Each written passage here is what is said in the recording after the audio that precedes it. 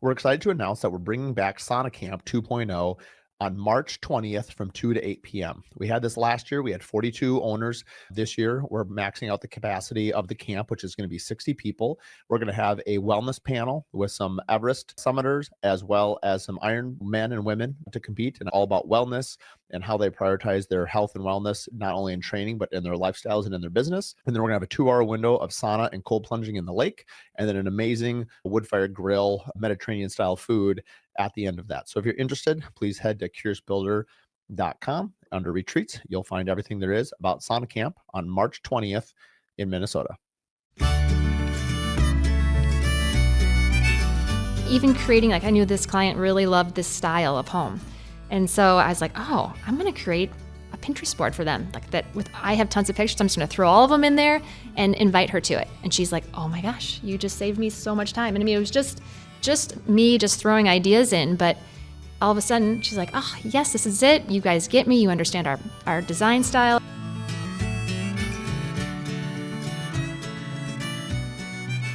Thank you, everybody.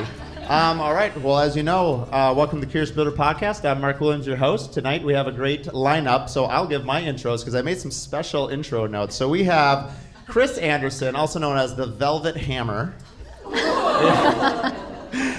I dug that out of my...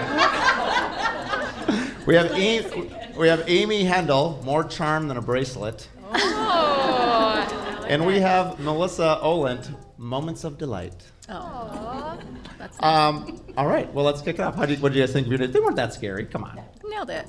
All right, we've all been in the spot of trying to work with a company that we want to work with. Hey, Ian, do you want to hit the silent on my phone? That's my bad. Probably my kids calling me. We've all wanted to work with a company. You guys have a story, and maybe we'll just go down the line. Maybe Melissa, we'll start with you. You know, where you're at in your career now, you had an amazing rise, and you still have a lot of places that you want to go. But early on, there were brands and partners and builders, architects that you wanted to work with. Maybe share a story of basically how you broke into someone that you wanted to work with, and we'll have everyone have an option. I have a follow-up question on that. Okay. Can everyone hear me? Do I need to make this? Okay, great. Well, I'm going to actually tell the story about how I'd like to work with you, how I wanted to work with you, because I think Mark and I have had a long friendship prior to me being in the design industry. And so when I entered in, I was like, well, I have an easy in. We're friends. Like, you'll work with me right away, which we didn't get a project to be able to work together on until, honestly, last year. And that project actually ended up not happening, as we all have projects that end up not happening. And now we have a project together that's really ongoing and something that we're both really passionate about. But I think for me, in terms of investing in relationships, like that's the foundation of kind of any of these things, that it's like, it's not the right opportunity, but we were always speaking each other's names in the right rooms. Or at least I assume you were. I guess that's Hey, I chose you for Misaho, so I know I was doing my part. Okay. So I think like waiting for the right opportunity is certainly a big piece of it. But in that timeline between when we had our first project together, I knew that working with Mark would probably be a level up for us, and so that really incentivized me to make sure that like myself and my team, that we were buttoned up, that we were experts in our space, that by the time he called, I could confidently walk into the room and be like, I know exactly what I need to do. I know exactly what you need from me. And it took years for us to do that, or for us like as a firm to be able to do that. But by the time that opportunity arrived, like I was ready for that. So that's probably my story. How about you, Amy? Oh, I would say bringing work to somebody else is really important. A lot of times we can say, I want to work with them, but if you really want to work with them, find the opportunities. So find the projects where, hey, I am bringing this person, this project to you, and I think it goes a long way. It's all about relationships. So, sending things in the mail or emails, they will probably fall short if you don't know them. And so it's a face-to-face, it's an interaction. It's getting to know the person. We're all people, and the more that you know about each other, the more you're willing to work. And then it's just being in front of them nonstop, so that they're always remembering you in the back of their head. I think can you hear me? Everyone hear me? Okay.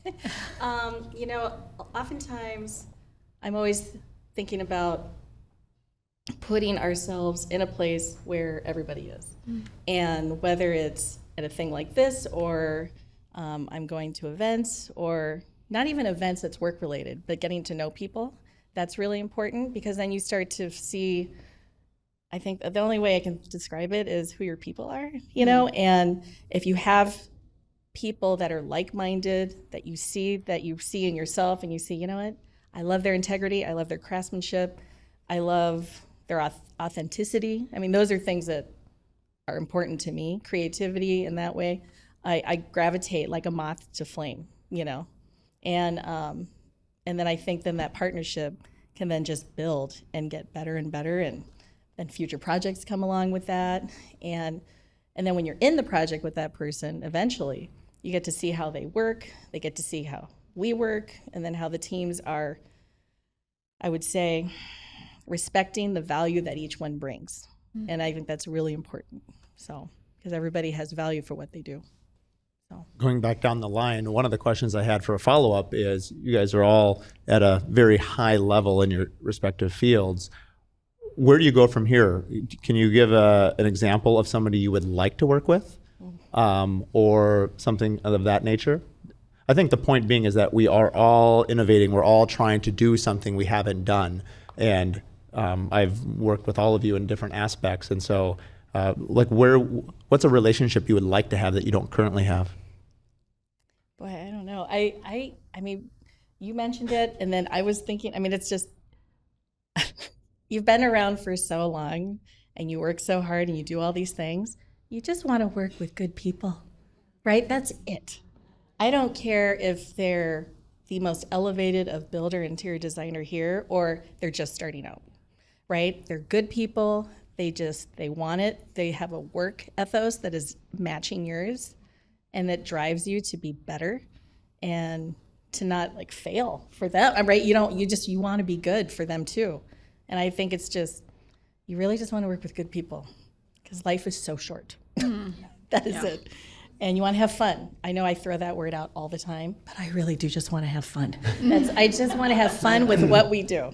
And I want the clients to have fun. I want them to come back and say, design something again. And they, that is it. And I just want them to keep coming and keep coming and keep coming. And, we have clients that I have one that I've done 10 projects with. It's like, keep them coming. Let's go.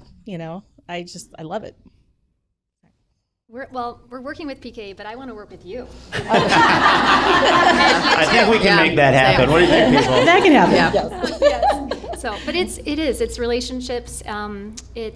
There's always people out there, even clients that come to us, and maybe their budget is like borderline, but if they're good people, we don't care. I mean, we're more invested in actually providing more value to them, probably, because okay, how do we make this look even more, I don't know, detailed than maybe their budget can allow. So it's working with the people that, like you said, are creative, are talented, are trustworthy. Trust is a big part of it as well. But yeah, it's always it's never ending. You're always trying to find really good people to work with. Yeah. And I mean, same echoing. I would love to work with both of these ladies. That would be amazing. But to give you kind of a real life application, so we will be building a personal home in Colorado, and there's an architect out there that I have admired since before I was in the industry. So when I was kind of thinking about architects, I reached out to him thinking like, oh gosh, our project's going to be way too small. This is not going to be a good fit. The care with which he has treated us we're in very, very beginning stages, but the care with which he has treated us in our project, even though I know it's on the smaller scale of what he does, is so, I think it goes to the crux of exactly what you're saying, like work with good people, because they will take care of you, and they will absolutely carry your dreams in their hands too. So that's like a tiny little anecdote. Not that I'm telling all of you to go out and build a house right now, because I know that's not the answer for everyone. But that was one of the ways that I thought I could use to, something that's happening in my personal life that I could use to kind of capitalize on the moment seems like a really harsh way of saying that. I don't mean that, but really be able to work with someone who I admire. So. I mean, I think both what you and Amy both shared is something I know I've experienced, is that you want to work with someone, and I forget who said it, probably like Carnegie or someone old, but it was like, basically the best way to grow your business is help someone grow their business. And I think we can all sense genuine care, especially like a thoughtful note or a gift or something that has no strings attached. It's hard because we're all in sales in some level or not. And so how do you communicate to people that your intentions are because you care? And it's okay to care and also want to work with someone. Like, that's totally reasonable. But I think if you just want to work with someone but you don't care, it becomes transparent and kind of hollow. Which leads kind of our next question, which is, how do you build a relationship? And, certain industries feel guarded and competitive. Do you feel that our industry can be that way? And what sort of insight would you have on that? Or observation, really? I mean, I always consider the industry, it's a big sandbox. I think there is so much talent in the Twin Cities. There's so much. It's inspiring. It's awesome, and there's enough work, I believe, there's enough work out there. And I was just joking with a friend of mine who's a principal at another firm that I think you're working with, Colby, and we constantly are interviewing against each other, and he'll call me and he's like, hey, did you get that call from them? Because I didn't get it. And I'll say, ooh, how are your kids? And then I'll call him and say, hey, did you get a call from that? He's like, ooh, how's your husband? We were hanging out the other day. And I'm like, so but we respect each other. We know that it always comes down to also the fit, right? There's a connection. It's okay that they made a connection that way or this person made with me. It's okay, right? Because I just think there's enough work out there for everybody. So. Well, and you have 45 minutes, an hour to, interview with some of these clients. I'm like, that's a lot of pressure. So either you're going to win it or you're not, and you have to be okay with it. I think I know I'm very competitive, but Rick, my husband, partner, he's always like, let it go. There are so many clients out there. And I'm like, then there's enough work for all of us. All of us can have like our pick of who we want to be with. So I will say, when there is a project that comes to the door, I will move heaven and earth to be the first one out there.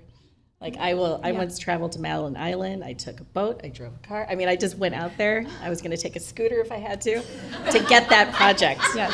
And we got it. Yes.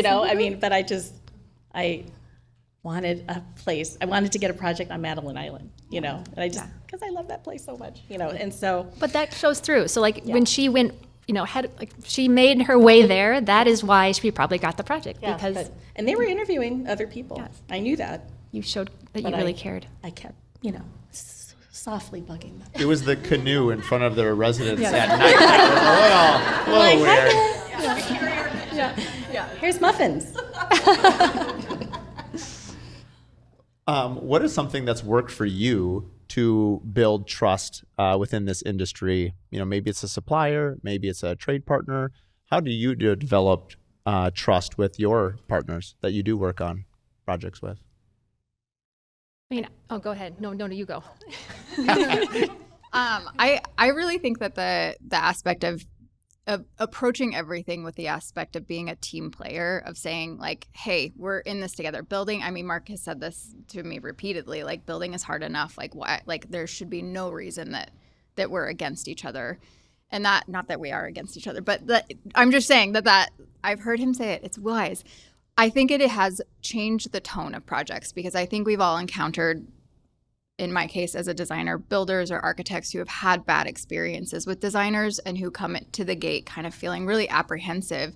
And to just break the ice by saying like, hey, I want to view this as a team. We're collaborating.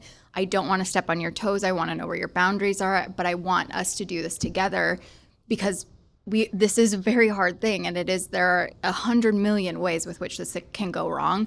Just that kind of moment of setting the tone has been very, very helpful for us in projects, especially as we do them all over the country. So we're always kind of having a new experience with a builder or a new architect and needing to break that ice pretty quickly. approaching it that way has been incredible. Vulnerability is also something that like I can't stress enough that that's how I prefer to operate in life, is just by being as vulnerable as possible and being like, hey, I messed this up and like I want to own this. We will, I can give you a very specific example that happened this week. Like we will pay for this financially because we messed up, and like leading the gate with those kind of conversations instead of being like, well, who's gonna pay for it? Like that's not fun for anyone. So I think like being the voice. vulnerable and saying like, we messed this up and like we're gonna make it right and we'll cover it financially, like those are the right things to do. So The full quote was actually Linda Engler shared that quote when I interviewed with her. And she said that you have the designer and the architect, the client and the builder versus the project. And as long as you stay united, you can defeat the project. But basically, the project is always going to fight you. So how about we just stay united? And I was like, my girl, let's go. I liked her. great.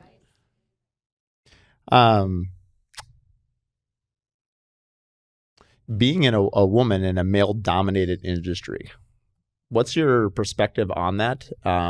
Were you aware of it when you got into it, when you pursued it? I mean, obviously we are, other than a handful of us, you're all women here. So I'm just curious, like, what inspired you to come into the industry, and what sort of opposition do you feel you're facing, or that you do face?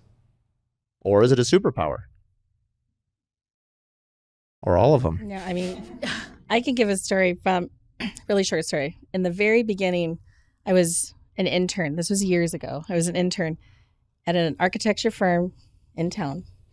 And the owner came up to me and said, it was a guy, and was asking, so what are your plans? Are you going to go to grad school? And I said, well, yeah, I am. I plan to go to grad school. And he said, why? And I said, what do you mean? And he said, well, are you going to have a family? And I said, this is not that long ago, all right? I mean, well, it is, but sorry, so it was. Okay, it was late 90s. But, and so, and I said, wait, what? And he said, well, if you're going to have a family, why would you go to grad school to be, and I went, whoa. And I said, huh. And I said, do you say that to all the guys in your office? And he went, uh-oh, I've just stepped in something. Like, that was the face. And that was my, like, that's what I heard.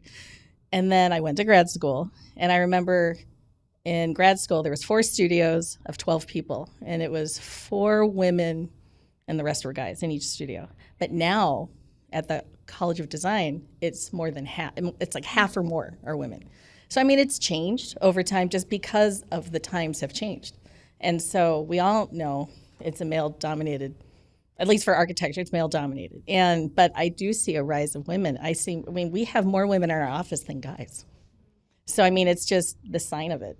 So, and it's not that we're going out and saying we're only going to hire women. It's just that's what's happening. And I love that. I love seeing it, so. My story's a little different. Rick started our company, and I was doing IT consulting actually on this. That was my job. And then after our first child, I decided to be all in, and I was kind of behind the scenes, and I was like, oh, this is your company. I'll just be back here and be the puppeteer for you, kind of move you around a little bit until someone in advertisement came to me, and I respected, and to both of us. And he's like, Amy, like, you need to be out there with him. You need to you guys are together in this. Like, why are you kind of always behind the scenes? And that was kind of just this, like, yes, and especially a builder. I mean, there's not that many women builders. And so just to have that confidence of like this, and it's awesome to be in a partnership because there's just the female side and the male side, especially with building. Very emotional process. So you have 2 perspectives that can really meld well together and give that confidence to the client, to the team. But it's taken from my own personal thought process and journey with this. I kind of was wanting to be on the back until I'm like, no, this is actually really fun and exciting, and there's a place for me. There's a seat for me, which is a good way to see it.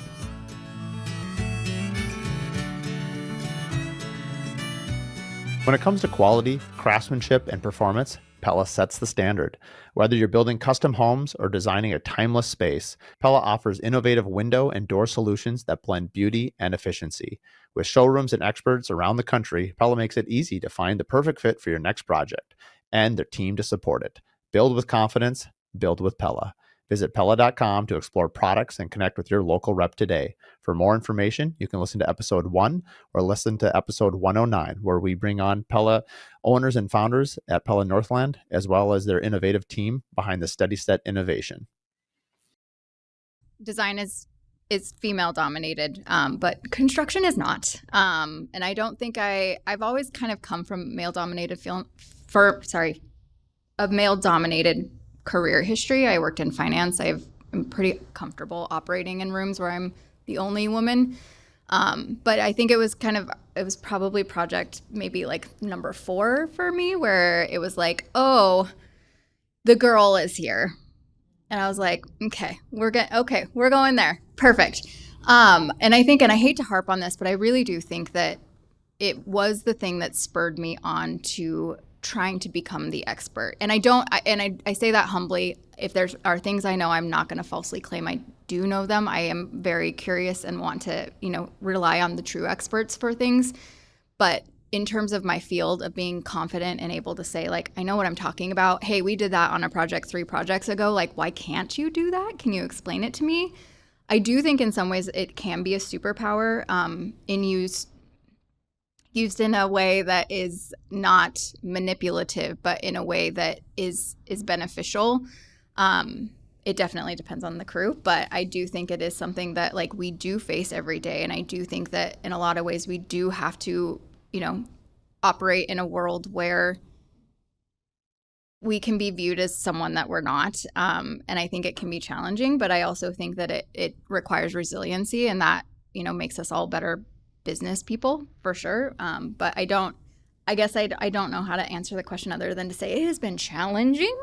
It's been challenging to try to be viewed as anything other than like just a designer who works at our island and, shows up on site. But the way I've tried to conquer it is by really knowing my stuff and showing up and with my technical drawings and being like, I know what I'm talking about. Like, let's talk about substrate. And they're like, you know what a substrate is? And like, it's really not that. Well, and to your point, like when you can solve problems with the trade partners, you are very respected. And so like you are showing up knowing what they're doing. And then when they say no to you and like challenging them in a positive way, like tell me why you can't do that. Yes. Like they actually like, oh, you're interested in my trade. Yeah. And so it's this another constant, it's a conversation with them and you're helping them. And all of a sudden they're going to come back to you and be like, I'm going to do this just to show you I can do it. And I'm not going to charge you for it. And then you're like, oh my goodness, that was a win. That's so kind of you. Yes. Yeah. And so, but you're building that trust with the partners that you're working with.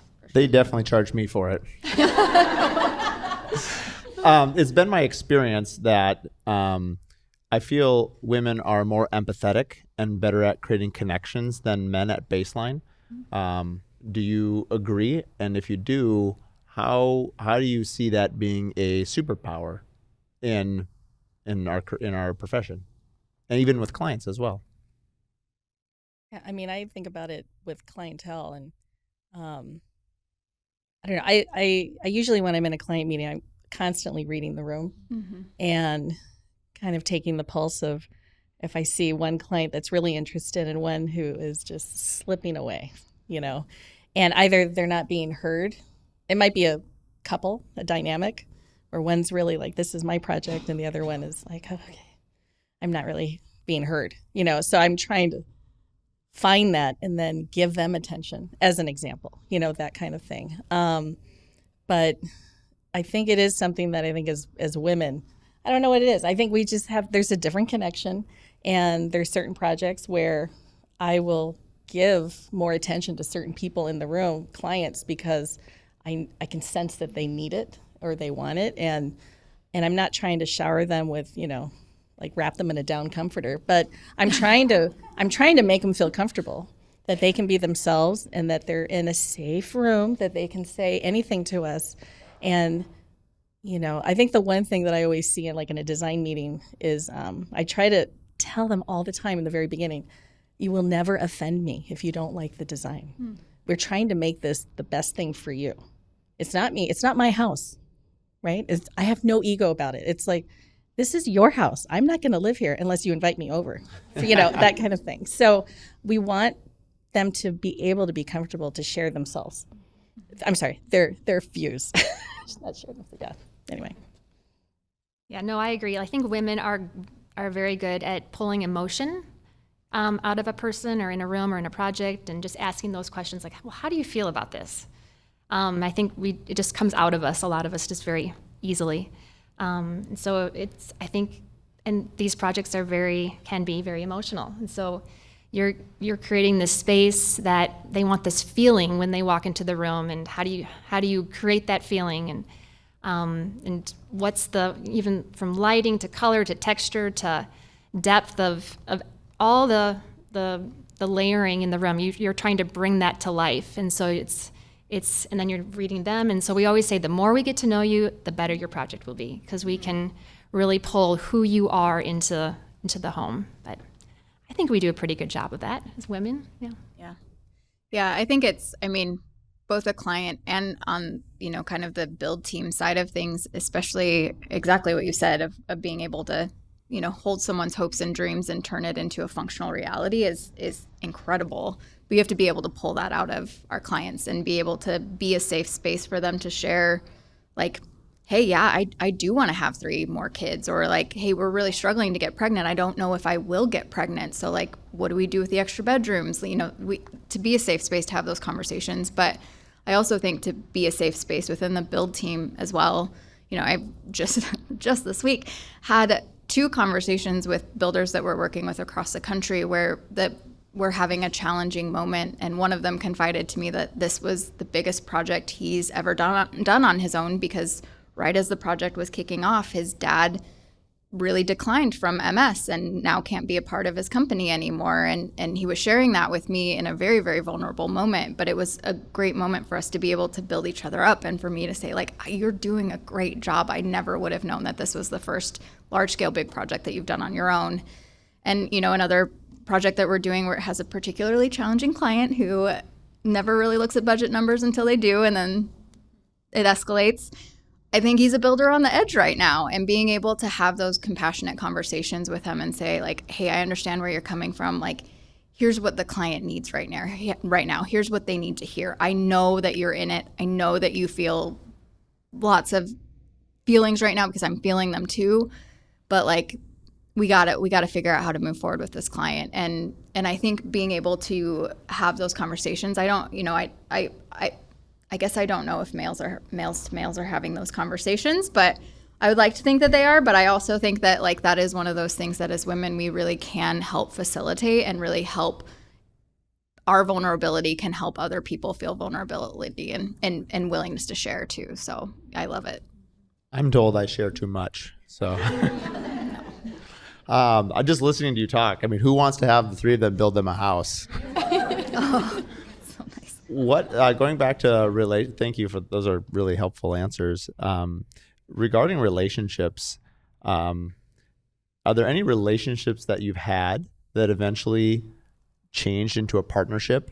You're excused from this one because you already basically did it. But have you ever had a relationship with someone, personal or whatever, and eventually down the road you're like, oh, it turned into a partnership where you work with them, or built a house for them? I mean, one of our largest projects was with a subcontractor, a trade partner, who was going through a really, really hard time. And Rick just took interest in him, and he was going through some marriage issues, and he just was there for him. And that was 5 years ago. And then all of a sudden he's like, hey, I've got a friend. And he goes, you're the one. You're the one that's going to build their house. There's no one else. But it was all because of that partnership, that friendship, of just knowing, just being who he was, and just saying, hey, I'm here for you in those moments. So, but I'm like, wow, that's pretty cool. But yeah, I mean, there was a builder that I worked with years ago, and it was going to be kind of a short stint kind of thing, and then it was going to be really short, and then the client hired us longer, and it ended up being like a 7-year thing. But then I started working with this builder more, and he would refer me, and I would refer him, and then his wife secretly hired me to help finish designing their house. And I said, so when I show up, is he going to be here? And she said, I don't know. I don't think so. And and then when I showed up, she said, oh, he's really embarrassed that you're here. And I'm like, no, I don't want him to be embarrassed. Let's just see what's going on. And so I helped him get through it.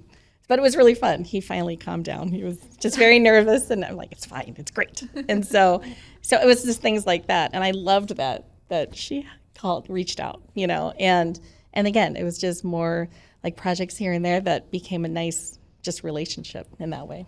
Yeah. How do you think you balance thinking of the perspective of maybe some of the businesses out there and how do you balance being top of mind without being pushy? And so for the audience, maybe they want to work with you, but also from your point of view, it really, everyone has a client or has a relationship they're seeking. I mean, we've all experienced this when we have a client who says, hey, call us in 4 months. We call them in 4 months. We went with another builder in the meantime. Like, oh, you told me to call you. We had one actually around Christmas where the gentleman, they were having a baby in like 2 weeks. And he said, this was like 2 years ago, amazing project. Darn it. And anyway, he said, you seem really good. We'd love to sit down with you after we have our baby the first week of January. So I called him January 5th. And he said, you know what, we were at a Christmas party, and we decided to go ahead with the builder that was at the Christmas party. I'm like, oh, man, I did exactly what he asked. Anyway, I don't know why I shared that story, but there you go. It's therapy for me too, people. I'm talking a lot less than I normally do on a podcast. So anyway, what was the question? Yeah, exactly. I do this all the time. So I guess the question is, how do you balance being pushy and staying top of mind, or how do you balance it? Because no one wants to be pushy, because a lot of times when you're pushy, it drives the client away. Right. I always feel like there's a limit of when you can contact people. I mean, it's really 3 is a nice number, right? And but what's the cadence? Like 3 times in a day? No, no. It's like you send a proposal, you wait a little bit, you follow up, and say, hey, just checking in. It's fine. I know you're traveling, and then I'll wait maybe a couple more weeks, and then I'll try again. And the funny thing is that I had this happen 3 years ago, and then they would write me when they came back to town, like, oh yeah, we really want to start this project. Great. And then they disappeared again. And I'm like, oh my gosh, I don't know. Is it me? I'm like, I don't know. Maybe I said the wrong joke. I don't know. And then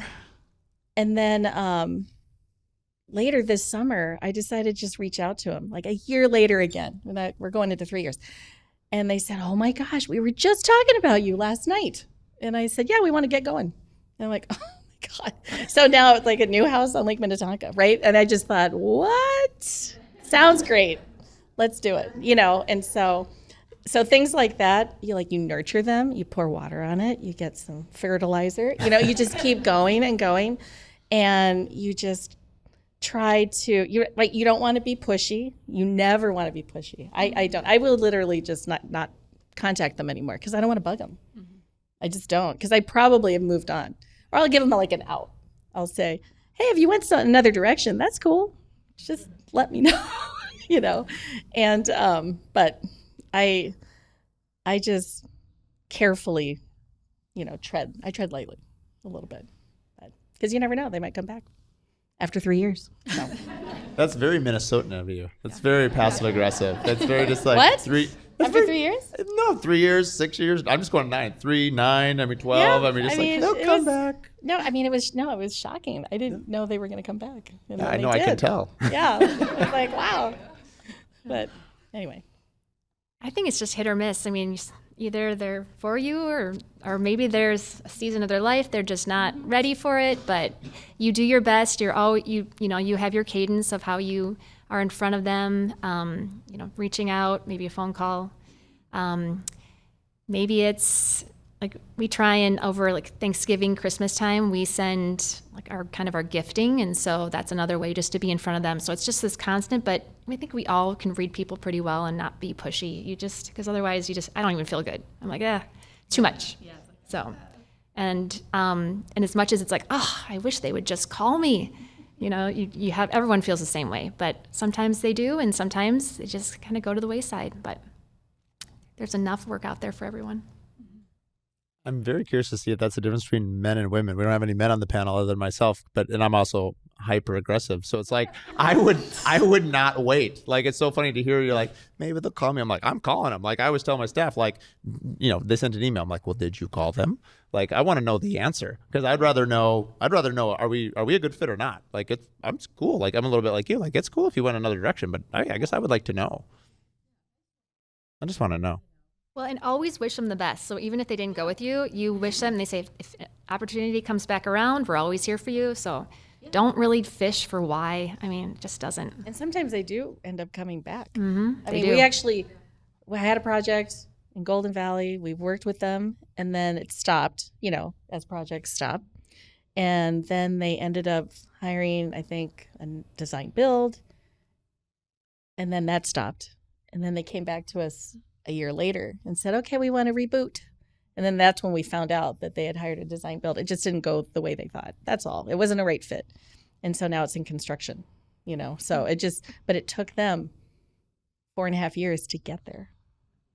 And that's a long time of investment on their part in design fees and design fees and design fees, you know. And so we had a project just recently. We just finished it, but they interviewed us. They went with a different builder. They poured the foundation. They stopped construction, and they came back to us. So, I mean, you just never know. Really? Yes. Wow. Yes. So you never know. And that concrete must have been crooked. Yeah. I'd be a little worried about framing on that. I know. Repour. How about you, Melissa? Yeah, my operations team would love me to follow up more than I do. I don't. I'm the least sales. I tell people I'm the least salesy person you'll ever meet in your life. I just don't love doing it. We have a spreadsheet, Google sheet that I'm supposed to like check mark and like put the date when I follow up, and I can count on like one hand the amount of times I've done that. So I'm not a great representative of that. But what I do is that we do get a lot of our business off of Instagram. It's probably our most powerful marketing tool. And I hear repeatedly from people that I talk with that like, hey, yeah, I followed you on Instagram for years. I followed you on Instagram. I know who you are. And so I know that they're watching. And so my passive aggressive way of following up is often just, obviously I'm just showing what we're doing. But sometimes if I've had a conversation with them about how they want to build a European cottage, like occasionally I'll drop in my stories like, hey, we're working on this other European cottage and it's going really great. Look at this arch in here, you know, and, you know, of course I can't control what people are going to do there, but just actively being a presence and reminding people of what we're doing, like that's really all at the end of the day that we can do without feeling like knocking on your door again and seeing how you're doing, which I think is actually, I love that you did that over the course of 3 years. That is just check in with them? Yeah. Yeah, you know. I mean, we had another project that was in North Dakota, and I caught wind that they were going to build a lake place, but they hadn't talked to us yet. I'm like, nope. Okay, we're going to put together this package. We're going to see them. We're going to go see them. And we went to town, and I walked right up to her, and I said, so I hear you're going to build a lake place, you know, and I just started talking about it, and then we got they hired us and we got the project. So it's just. What did she say? Like, how did you know? She's like, oh, yeah. Well, her sister-in-law told us, who was also our client. So. Yeah. And so, but it was great in that way. And then when I went back to the office, I then told the project manager who I worked with on the other project, I said, we need to put together all the lake places that we've done. And we're going to send it to him today. You know, we're just going to send him a package, you know, and we did. And then her husband called me and said, all right, let's get going. We want to do it. And I said, sounds great.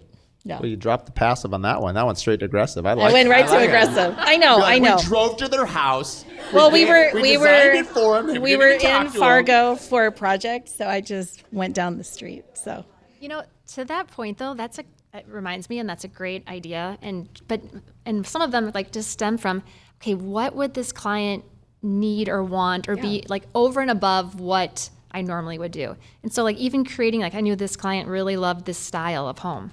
And so I was like, oh, I'm going to create a Pinterest board for them. Like that with, I have tons of pictures. I'm just going to throw all of them in there and invite her to it. And she's like, oh my gosh, you just saved me so much time. And I mean, it was just me just throwing ideas in, but all of a sudden she's like, oh yes, this is it. You guys get me. You understand our design style, our focus. And again, we were just the builder. We're not the architect, the designer. They hadn't picked anyone yet, but just ways to just be creative and like just another thought ahead of them.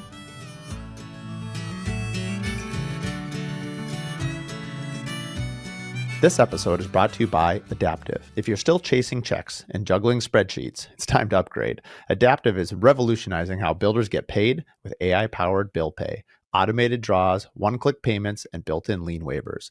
Faster payments, fewer headaches, and total visibility. Adaptive takes care of the back-end chaos so you can focus on what you do best, building. We've used Adaptive for 2.5 years and trust them to keep our projects moving and payments flowing. Learn more at adaptive.build and simplify the pay process today. For more information, you can also listen to episode 10 and episode 15. I was just thinking about like a maitre d' at a restaurant. Like, is there anything I can help you with? Like, they're actually not your server at that time, right? They're just coming around to check on you. I think a lot of businesses gotten just because someone says, hey, can I be of help? Right. How can we help get you to where you need to be? Mm-hmm. Right. Along that line, is there any qualities or stories that stand out to you where somebody new came to you and wanted to work with you and you were just really impressed? Because I think all of us have longstanding relationships, and I would imagine most of us are open to new ones, but it's also like you also have a stable of really talented people already. How does one work with somebody when they already have like a pretty robust team? Like, how do you break in? Yeah. I'm trying to figure that out right now in Colorado. I live in Colorado. We have a second office in Colorado. The business is based here. So we have a team in Colorado. And we haven't had much traction in terms of like kind of getting in with Colorado builders yet. I also haven't had a ton of time to concentrate on it. So that's part of it. But I have thought a lot about this, about how do you kind of break in with someone who already, works with amazing people. Like they don't need me. They also don't know I exist. So I think part of it is putting yourself in the right rooms, being a part of networking events such as this. I think that that's a huge piece of the puzzle. Making sure, again, like I said before, that you have your T's and I's, whatever that is. I'm really good at analogies. My team knows I'm really good at analogies, but I think other than that, like just being genuine and reaching out, like being a presence in their life before you become a presence in their life. So my plan is to, and I don't have any success with this yet. So this is a testing ground. I am trying to follow Colorado builders that I really admire and that I think I want to work with one day, and commenting on their socials, sending them DMs when I see something like really cool that they've done, just complimenting, just being a part of their lives in a very passive presence. So by the time I'm emailing someone in their business development department, they're like, oh, Oho, I know that name. Why do I know that name? Oh, probably because they've been blowing me up on Instagram. And then I can say, hey guys, I'd love to bring your whole team coffee one day. I'd love to just kind of share about who we are, like no pressure. I'm sure I'll have like a, maybe 25% hit rate on that. But I feel like that's my plan. I've not tested it yet though. I mean, Brad Levitt down in Arizona talks about it all the time, about relationships. And so he's one of my business partners in the Contractor Coalition Summit. If you don't know who he is, he builds incredible homes down in Arizona. And he often says, because he has just such a massive following, he often gets on the other side where people are seeking him. And he said that I show up for people the way I want them to show up for me. And he's like, I'm basically doing exactly what you're doing, Melissa. He's commenting and engaging on their social profiles, LinkedIn, Facebook, whatever, for like years. Mm-hmm. When he first broke into the market in Arizona, he said, I picked the top 10 of each field, and I just was religious about it for a couple of years. And eventually that just broke through. And I've heard other people say sometimes that I want to be your first next option. I always like that turn of phrase because it puts it in a positive light. And a lot of it is people that keep showing up for you and you do notice. I mean, who's not going to notice people like complimenting their children, right? Like if you're complimenting somebody's work, that's a part of you. Oh, yeah. And so it does. And it needs to be genuine. It needs to be sincere, obviously. But I think keep doing that. Okay, working on it. Yeah. There was a builder we work with that we now work with up north on the North Shore. And he started following me on Instagram, and he would comment on certain things, like just constant. And then he called me and said, hey, I want you to meet a client of mine, that's out on the lake in Minnetonka. And I'm like, okay, that's great. And it didn't work out, but I love that he just allowed us to get our foot in the door. And that's really, right, it's starting that relationship. And then I was happy to tell him about 2 projects that were up north. And now he's working on those, so it's been a nice relationship. So it's been great, but I do think it's putting yourself out there. I mean, if I'm interested in working with someone, I'll reach out to them to see if we can have coffee, or a happy hour, whichever is that day, Yeah. And so, or even a lunch, I mean, just to kind of brainstorm and see how we can work together, and then people do that with us too, so. Mm-hmm. Do you have any examples of where someone just completely just dropped the ball big time, where you were like, okay, I'm never going to work with this person because they did something, or somebody, Melissa's like, I got this one. I mean, we just talked about, I think sometimes understanding the flip side, we talked about, balancing being aggressive or being top of mind, but when someone comes in, you're just like, okay, the way they presented themselves and the way they acted, you're like, I mean, it's a huge turn off. What are some of those triggers, and do you have any stories to sort of illuminate that? Go ahead, Melissa. You're just bursting at the seams. Wait, is it me? I know. No.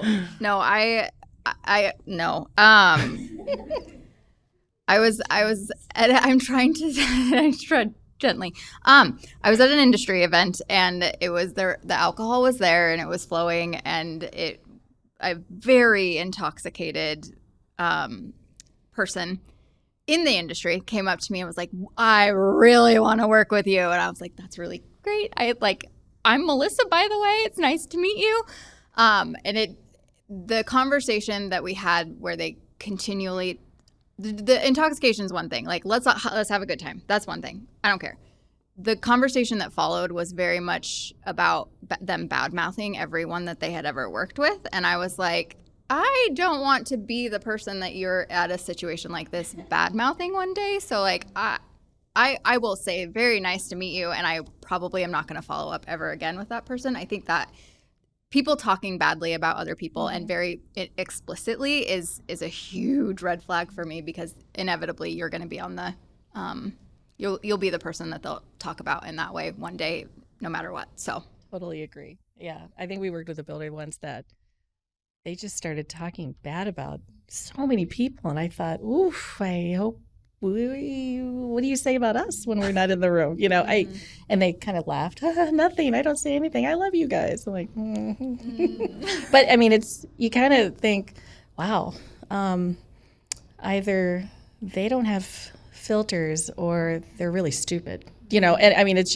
such a bad move. It might be both. Yeah. I mean, and so it's, so red flag, don't need it, don't want it, have great life, have fun, but, yeah, that, I'm trying to think of other stories, but I can't think of any. No, I don't know if I have any, like, of where like a client comes in, you're like, ooh, I mean, they're just, you can kind of just read the person and know if they're going to be a good fit or not. Actually, I mean, sometimes you're like, yeah, this person could be a little tricky or quirky, and you're like, do I want to deal with this? And so you kind of make that gut move. It's a lot of it's in your gut of like whether or not this person is going to be a good fit or not. But I agree with the gut thing. I mean, I've been faced it where it's like, I don't know, I'm an optimist. I've never met someone I didn't think I would probably like, and which is why I'll never hire anyone again. I've told my team, I said, I am not responsible for hiring anyone. I can't. I'll just hire everybody. So I said, you have to hire people. I just like everybody, like a dog at a dog park. Everything's a ball. And It always goes back to dogs. It's a true story. Lots of dog analogies. Labradors. But Labradors. Yeah. I derailed my own question. What was the question? Got sucked into that one. Dang it. That happens all the time. Oh, I know. When you override your gut with your logic and your optimism, and I've had people that come in and if it's usually only with the benefit of hindsight, you look back and you're like, man, if I just trusted my gut. That's true of clients. That's true of, vendor partners or whatever. And in your mind, you're like, oh, I can make it work. Or, oh, you know what? They're just trying their best. I'll do what I can. But like what you ignored was your senses, which are really valuable. Mm-hmm. There's a book. Has anyone read the book Blink by Malcolm Gladwell? Incredible book. But basically we know way more than we think we do. We just don't know how to articulate it. Well, and do you want to deal with this person for a year, 2 years, your entire life? I mean, we always say we're in your life forever. And so this person could be in our lives for a very long time. And can I deal with the personality? And it's going to be painful. It is not worth it. It's never worth it. Mm-hmm. It's just, agony. So you have to, when you have those gut instincts, you have to listen to it. And I think too, you get to a point in your career where you're like, I don't need this. Like you just know yourself, your family. You're like, I'd rather one less project. So. Right. I once had a client that flew to town to yell at the design team. And it was inappropriate. It was not right. And this was years ago. But I remember the team came to me. I was out of town, and then I took a call. But then I came back and listened to the team, listened to everybody, talked to the client, and then ultimately I called the client and I fired him. And they're like, "What? No, I didn't mean for that to happen." And I said, "Listen, it's not a right fit. It's like a Dear John Blood. Hey, it's you, it's me. It's not me. It's fine. You'll move on. It'll be fine." And the team was very appreciative of it, because they were abusive to that point. And but they said things like, "Well, what about all the publicity? Don't you care?" And I said, "Do you love your home? Do you love the design?" He said, "We love the design." I'm like, that's all I care. That's all we care about. There's no ego. You don't have to put our name on anything. You can have all the drawings. Go for it. And like, oh. And then he was like, dang it. He didn't want to hear that. And I said, but then full circle, like a whole year or two later, we made up, and he let us have all the photos. I mean, everything's fine now. We just had to take a break. Like Ross and Rachel, right? And so, and it was like, but, yeah. And now it's fine. It was fine. We probably will never do a project together again, but it's okay. I just could not see that happen with the team. The teams work so hard in the office, and they're putting their, just everything into it. And I trust the team, and I respect everything that they do, that they just don't deserve that. And so we're here to protect that team and make sure that they're getting everything they need to do their job. That's funny. I appreciate that. I think of like we as owners can take a lot. Oh yeah. But if you come after someone on our team, like I think Earrings that's awesome. Come off. Yep. Yeah. Like, right? well, I'm even thinking of like I've never been faced this situation because if I'm hiring people that respect women, like if they would never disrespect like my designers that I work with, right? But if they ever did, like. Yeah, now I kind of want it to happen only because I could, kick them. I want to know what would happen. Like, I'd be very unhappy. We've had somebody in our Molly, who she's one of our project managers.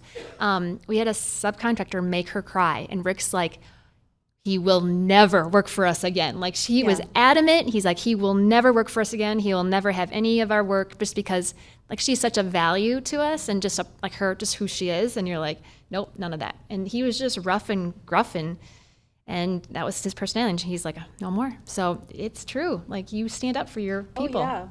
I had another person. It was a cabinet maker that made one of our staff members cry too. And I heard about it from 5 people in the office. So I was out of town at an event, and then came back, scheduled a meeting, and had the clients there, called out that person in front of my, colleague, and said, "You gave this person career advice to be like other women that you work with. Unacceptable." I'm just like, this is ridiculous. And then he got fired by the clients because it was awful, And so again, it's like Mama Bear comes out, right? Whether it's a guy in our office, a woman, whatever, if we're wrong, we own it. If we're wrong, we own it. But if it's unsolicited BS, have a nice life, right? So, yeah. I like you. I like you. What turns a one-time project into a lifetime project? And what I mean by that, a relationship, I guess, right? Everyone had a first one. So, I mean, obviously Pella or Anthony. I can speak for me, but I'm kind of curious your point of view. Like, there are people that have come into your lives that at one time it was their first project. And everyone fights so hard for that first project because you just want to get in the door.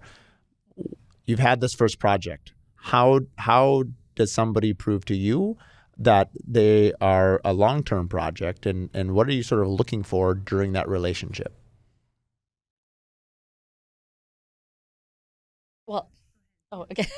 Well, with like builders and people, trade partners that we're working with, we ask for the same thing that we're going to do for everybody. We're transparent, we're communicative. We know that everybody has value in what they do. We want to make sure that that value is respected across all teams. And that carries a lot of weight.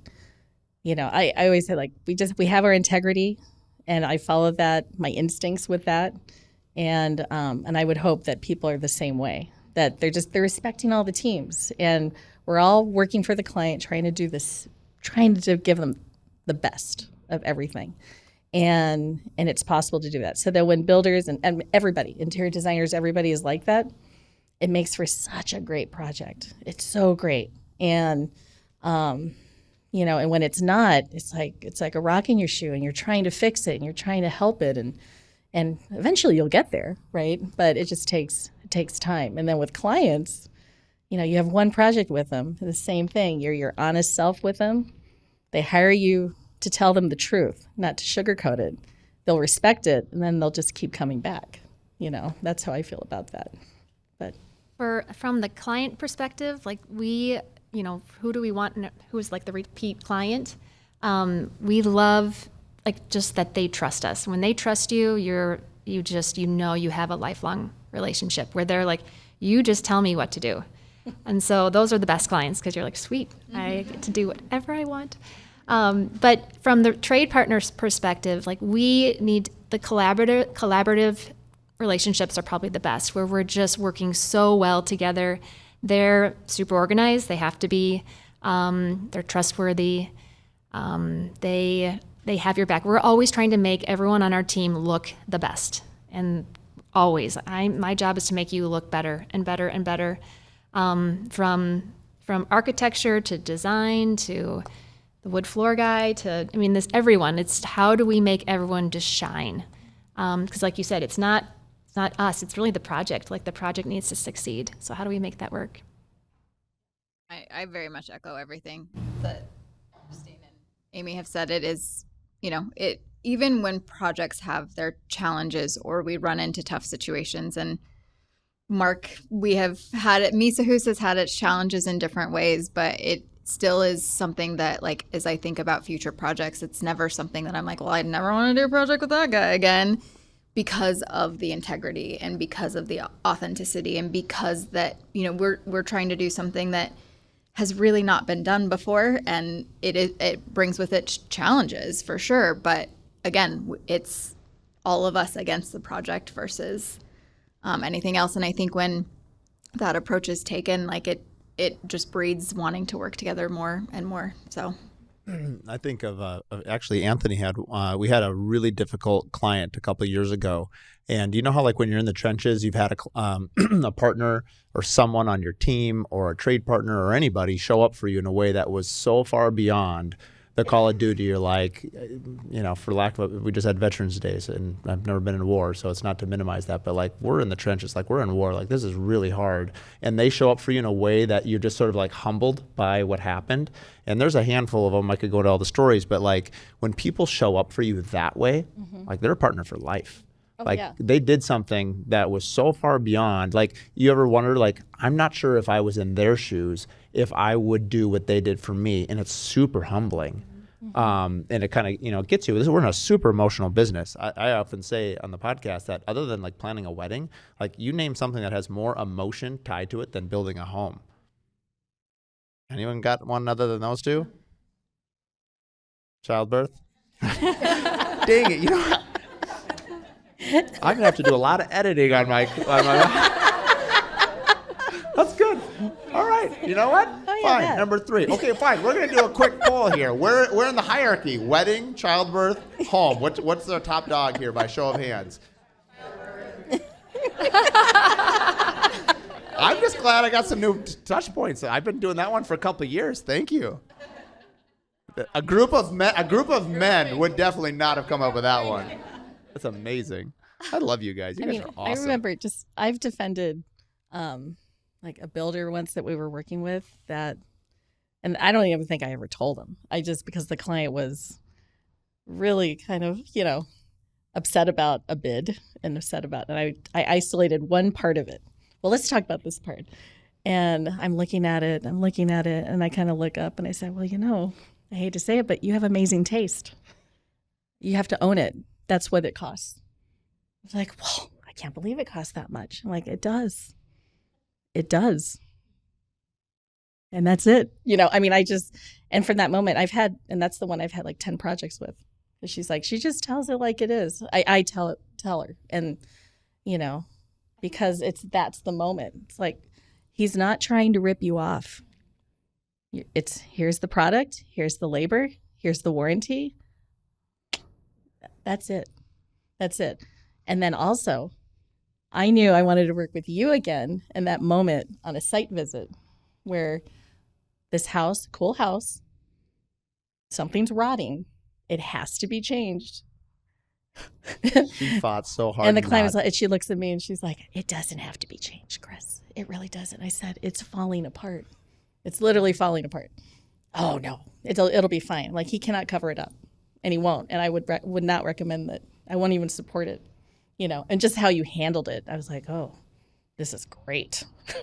This is great. I really loved it. You called me after and I was like, this is our first time working with PK. And I'm like, I would like to have a future relationship with them. And like, this client is going to a place that I feel unethical. Like I can't go there. And when it was faced that way, it became really easy for me, honestly. And so then you just do the best political tiptoe dance I could try to come up with. It was a wonderful, I loved watching it. It was great. No, it was great.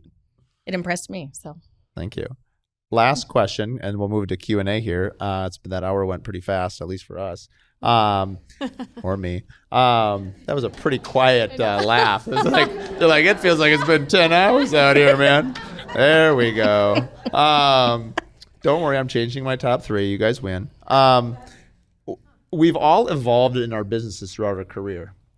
How do relationships, what happens if you get a relationship where they can no longer go where you're going? Assuming for this, because you correct me if I'm wrong, where you're at today is not where you started. You've grown, you've reached higher heights. Are there partnerships or people that either couldn't execute to your vision, or simply I don't like the phrase I outgrew the relationship, because I just don't like the way that's worded. But you get the point. Like you've evolved into something different than you were when you started. And if the people don't evolve with you, they can't really go on the journey you're going on. How do you handle that? Well, I think like at our level, like it's always, the question is like, what can't you do? Like you're constantly like, I can, we're doing all these things. They're asking us, can you do this? We're always like, yeah, well, yes, we're going to figure it out. And if you don't have the trade partners with you that will figure it out with you, that's where I think you start to go two different directions. So it's the complexity of the projects and then having the right team that is always with you saying, we'll figure it out. Like, let's put our brains together. Let's work on this. But quality for us, like if you don't hold that quality at that level and consistency with the quality, it's not going to work. So it's something that, and it's not that but I guess it's just your brand. It's who you are. It's what you hold really tight to. So you just want to make sure that, there's hundreds of trade partners on these projects. And so we all have our part, and you want the best. And I think the clients come to you because you have the Rolodex of the best. And so they want access to that. And so it's important to us. What about, I'll just add to this. What about people on your own team? Have you ever had people on your inner team that didn't have the same vision that perhaps you and Rick had of where do you want to go? And they either they just sort of were dragging it back? Yeah, Rick's like, yep, you're fired. I'm kidding, not kidding. But I'm like, it is. Those are hard. I know.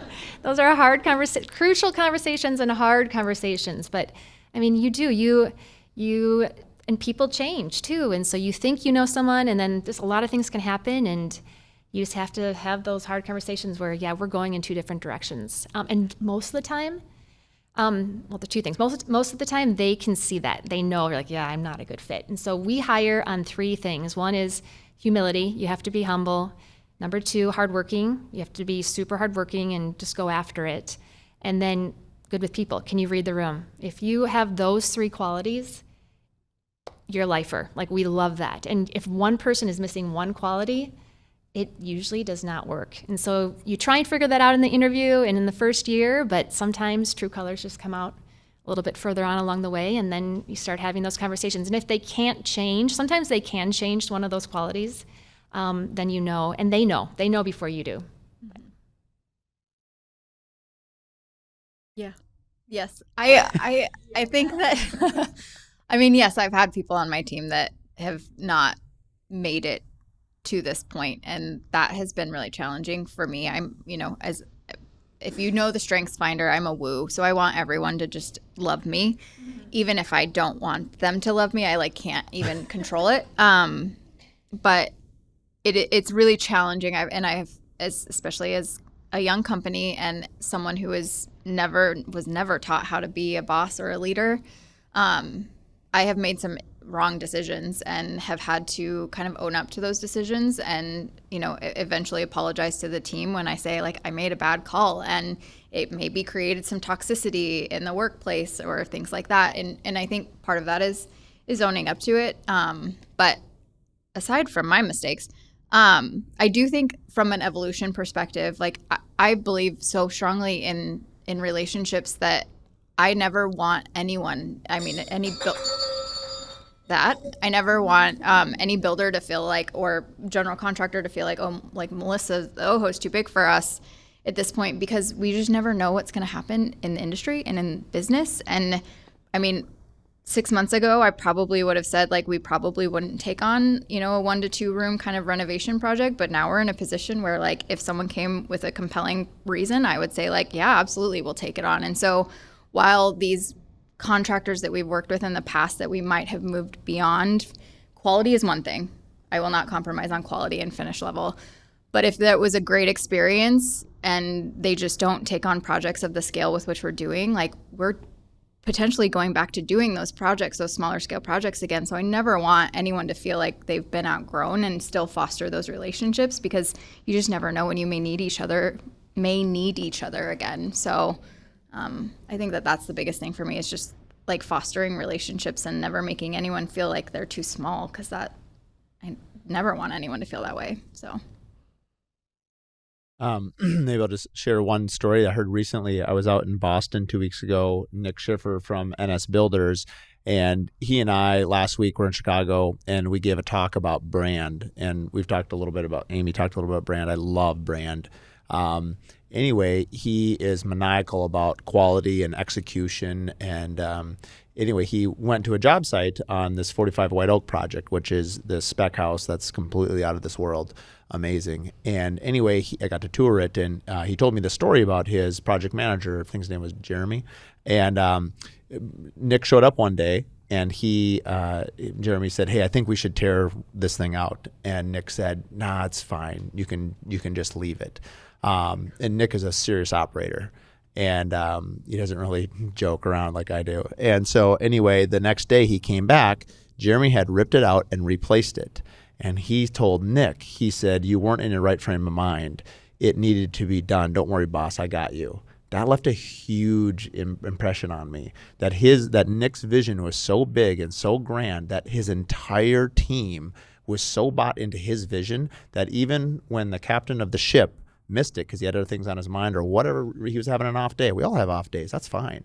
But when you have other people on your team to pick you up, like, I don't know, I'm going to keep sharing that story because it meant a lot to me. Let's do, why don't we do a couple questions here? We're toward the end, and then I'll repeat the question just for the microphone's sake. So if you don't mind standing up, saying your name, who you're with, and whoever you want to address to, either a specific person or just a general question is just fine. We nailed it. They don't have any questions.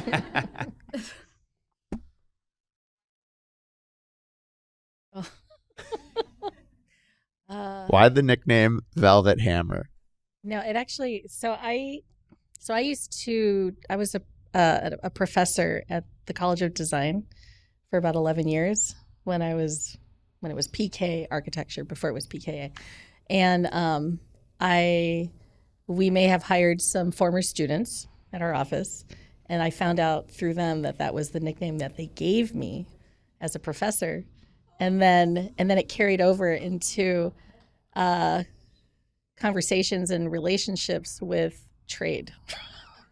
This is the best. That's the best nickname. And then so they would say so, and then or like another example, we have a lot of clients who do not want their projects photographed. Well, that is our currency. That is our bread and butter. Even if it's in our contract, it's still it wiggle out of it. And I will pursue that carefully. And I remember there was a project, what was it? It was the biggest house we'd done at the time, and it was with Streeter. And all of a sudden, the client showed up the day we were leaving, and walking out. We just did a punch. And I went right to him, and I shook his hand, and I didn't let go, and I said, I'm going to ask you again, we would be so honored if we could photograph this house and memorialize it because we all worked so hard. On behalf of everybody, can we please photograph it? And he's like, okay, but you can't do this. I'm like, oh, great. Thank you. And we photographed the whole thing. I was so excited. And so I'm always so excited when I can get something photographed. I come to the office. I'm like, we got it. We're going to photograph it. So for me, that's a little bit of velvet hammering, Great. I'm hammering, but it's very soft. Very soft. Anybody else? Masha? Hi.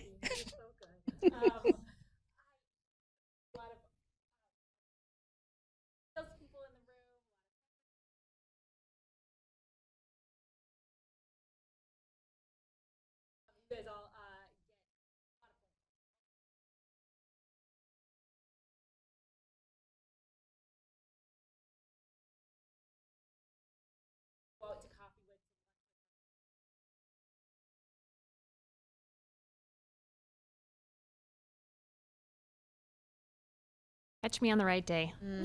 Seriously. Mm-hmm. I mean, it's very true. We get a lot of phone calls, and you're like, oh, but the moment I say that, they become the winner. Like they're like the best partner. So it's like I have to also check myself. So it's a mixture, but you know the people. I research you as much as you research me. So when somebody calls, I'm looking at who is this person. So from drywall to AV to anything. We're always kind of doing the homework back and forth, but and then if they want to come to the office, that's the easy one because it's like I'm here, so it's selfish again. I'm being selfish, and then from there, you just kind of, it's being in front of them over and over again. And then a lot of times too, like partners can like fall in and fall out. Like it's like this. So sometimes we're doing a lot of work together, and then sometimes something happens and you're like, okay, we need another framer. So we gotta, who are we going to use this time? So I say just don't give up. If you know that you're going to be in a good relationship with somebody, you just don't give up. You just keep going after it. I don't know. What do you guys think? Yeah, I mean, we do have a lot of people that call, and there's some people in the office that either I get the call or someone else does, and we'll vet it to see if it is something in the realm of the needs of the projects that we have.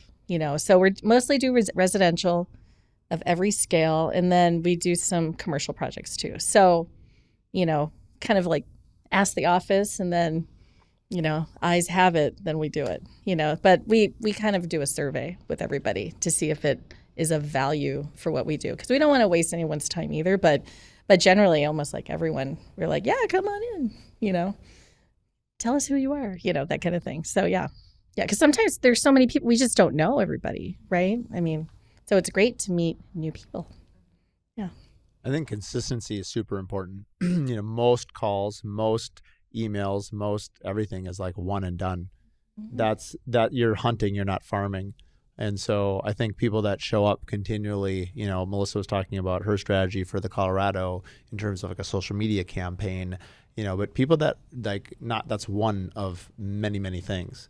I'm kind of a sentimental person, so it's like around the holidays, people stop by, or they, and it's hard. It's hit and miss. I mean, we're all really busy, and it's like we'd like to respect other people's times, but honestly, also respect our own time and our own clients. It's really hard you'd like to make time for everyone. So a lot of it just is consistency and timing. Sometimes there is an opportunity. And again, I know it seems like architects do a better job of this than at least I do, is like the lunch and learns, right? Like all the trades are all like, hey, can we do a lunch and learn? But you get credits. So I mean, not all of them. Not all of them. But yeah.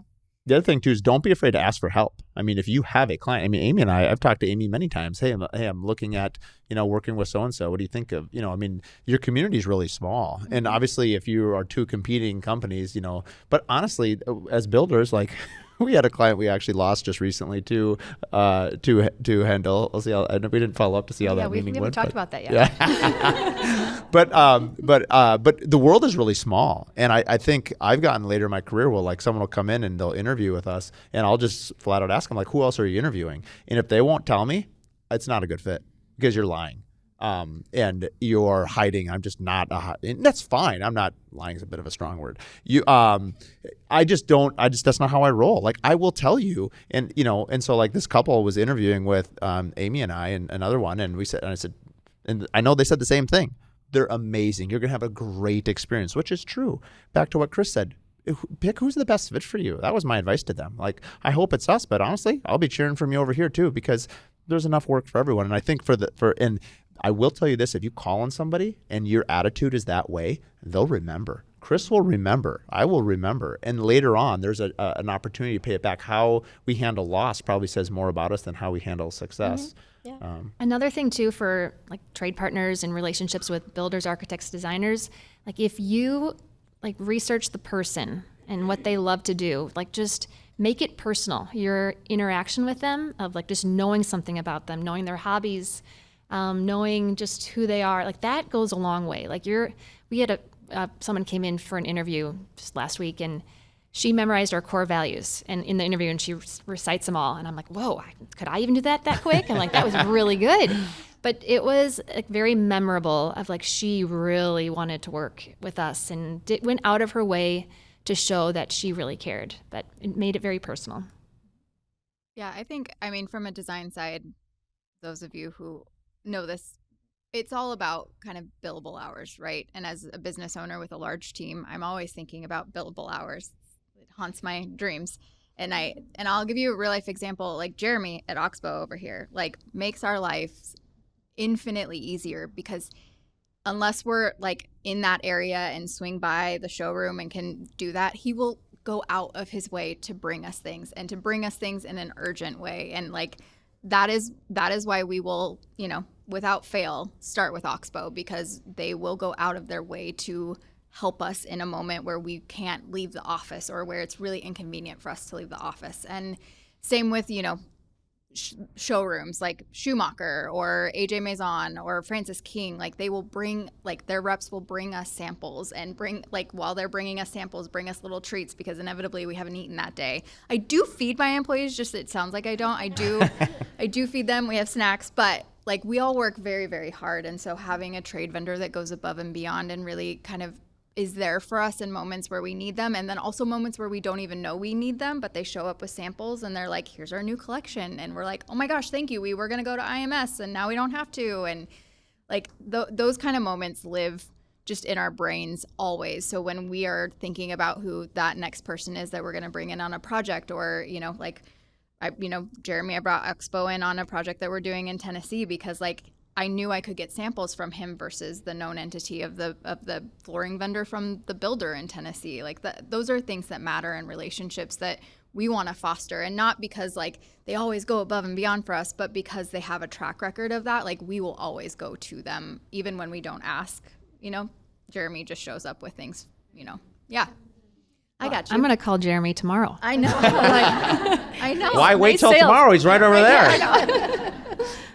It matters. I think it's again, it's a relationship thing. And then if I'm in a room with someone who's like, oh, I need a new flooring vendor, like guess whose name I'm sharing? Like those things really matter. So.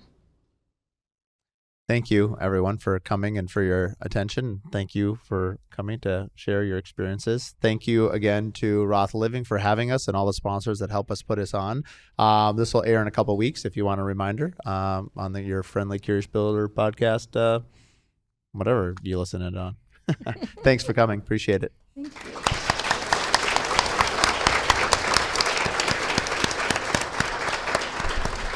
Oh, one last thing. If you guys are going to start a podcast, you want Ian from Studio Americana. Shout out to Ian. This guy makes everyone sound really good, and sound is what matters on a podcast. Thanks for tuning in to the Curious Builder podcast. If you like this episode, do us a favor. Share it with 3 other business owners. The best way that we can spread what we're doing is by word of mouth, and with your help, we can continue to help other curious builders expand their business. Please share it with your friends, like and review online, and thanks again for tuning in.